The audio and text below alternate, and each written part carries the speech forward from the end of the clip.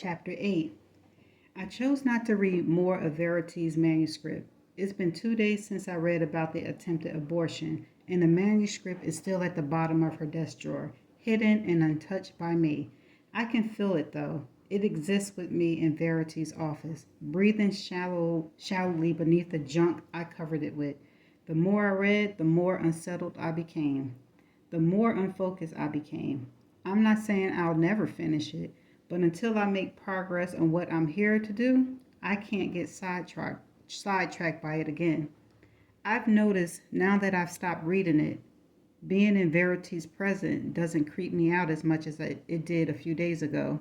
I actually came up for air after working all day yesterday in the office to find Verity and her nurse seated at the dinner table with Crew and Jeremy. In the first couple of days I was here, I was in the office while they had dinner, so I wasn't aware that they brought her to the table when they ate together. I didn't want to intrude, so I went back to my office. There's a different nurse today. Her name is Myrna.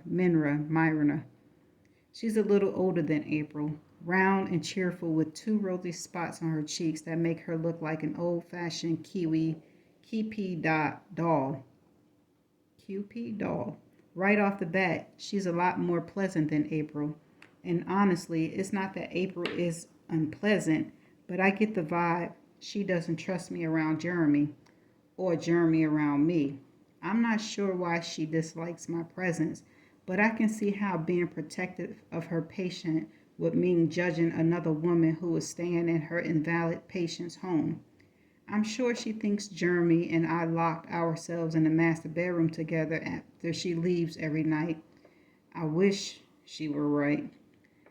Myra works on Fridays and Saturdays while April takes the rest of the week.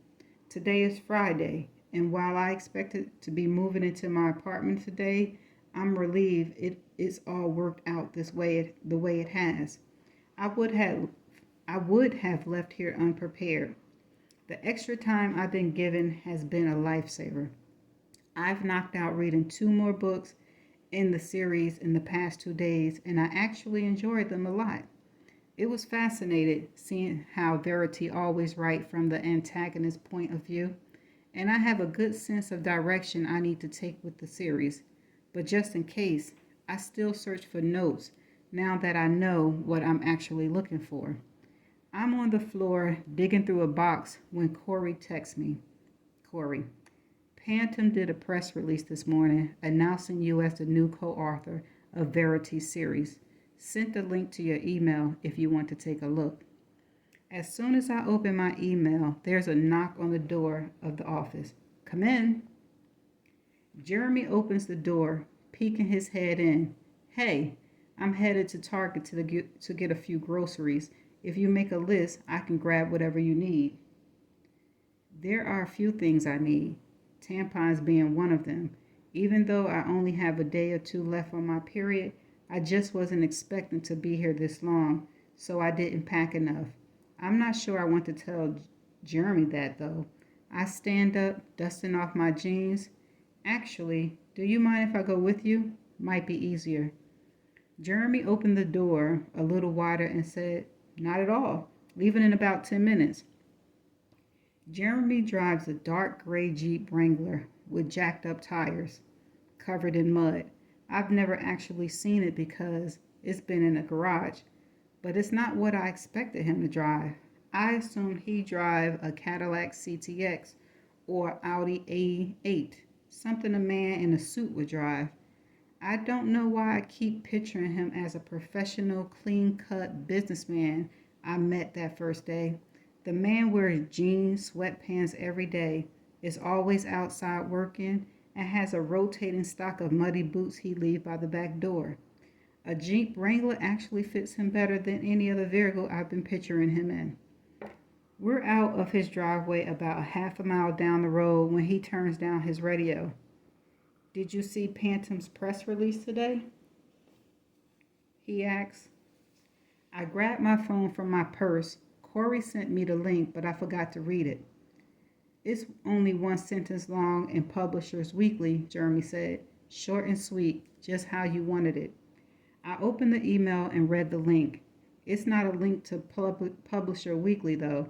Corey sent me a link to the announcement made on Verity Crawford's social media page via her publicity team. Phantom Press is excited to announce that the remaining novels in the Noble Virtual series, made successfully by Verity Crawford, will now be co-written with another author, Laura Chase. Verity is ecstatic to have Laura on board, and the two are looking forward to the co-creation of an unforgettable conclusion to the series. Verity is ecstatic. Ha! At least I never to trust. At least I know never to trust another publicity announcement.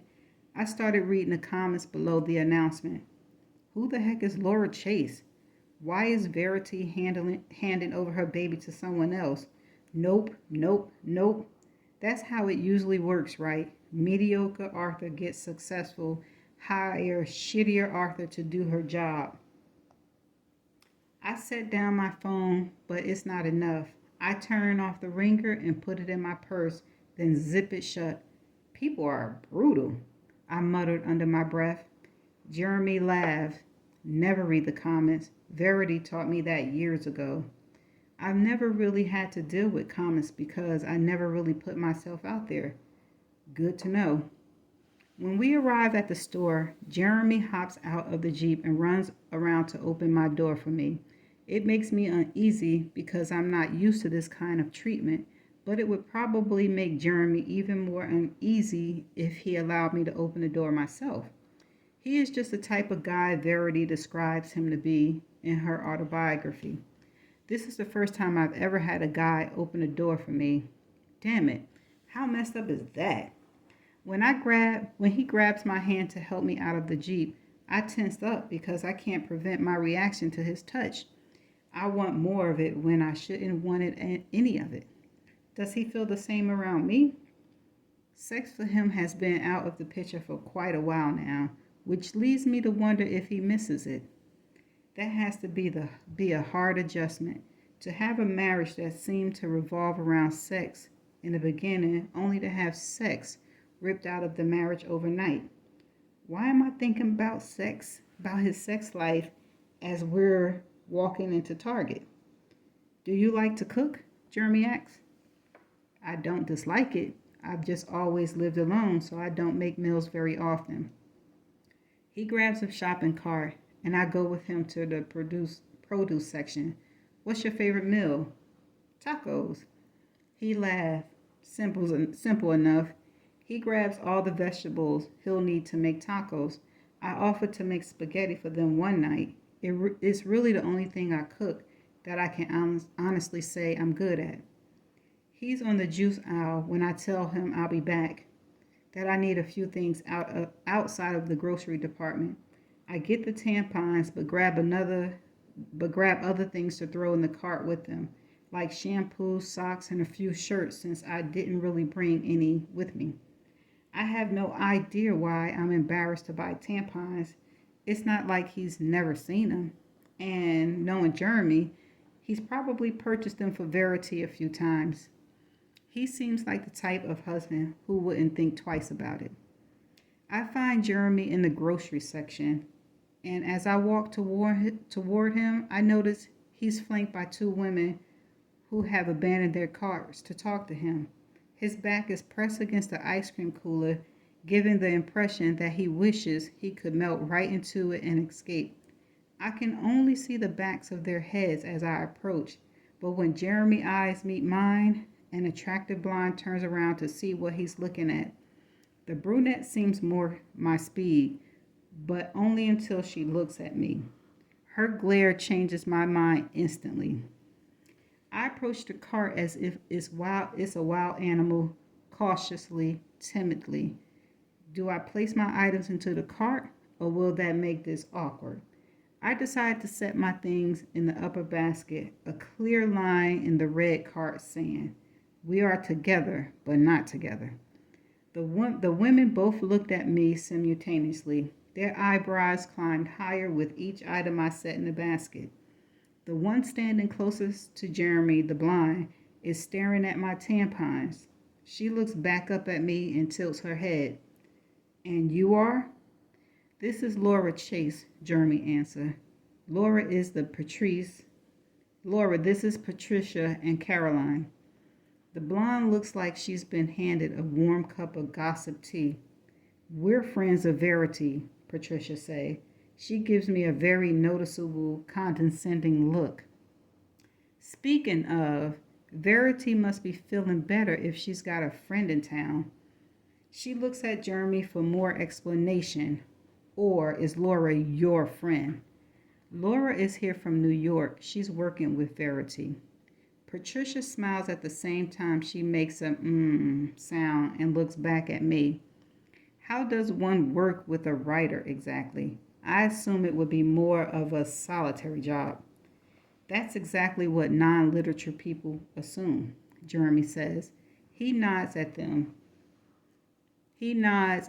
dismissing us from conversation. Have a good afternoon, ladies. He begins to move the shopping cart, but Patricia places her hand on it. Tell Verity I said hello, and we hope she's recovering well. I'll share the message, Jeremy says, walking past her. Give my best to Sherman. Patricia makes a face. My husband's name is William. Jeremy nods once. Oh, that's right. I get them confused. I hear Patricia scoff as we walk away. When we make it to the next aisle, I say, who is Sherman? The guy she fucks behind her husband's back. I look at him shocked. He's smiling. Holy shit, I say, laughing. When we get to the register, I can't stop smiling. I don't know that I've ever seen that kind of epic burn in person. Jeremy begins placing things on a conveyor belt. I probably shouldn't have stooped to her level, but I can't stand hypocrites. Yes, but without hypocrites, there would be no epic karmic moments like the one I just witnessed. Jeremy grabbed the rest of the things from the cart. I try to keep mine separate, but he refuses to let me pay for it myself.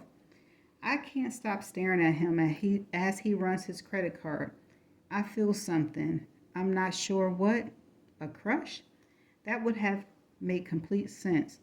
I would develop a crush on a man who is so devoted to his ailing wife that he's too blind to see anyone or anything else. He's too blind to even see who his own wife was. Lowen Ashley, falling for an unavailable man with more baggage than even she has. Now that's karma. And that's the end of chapter 8. Stay tuned for the next chapter.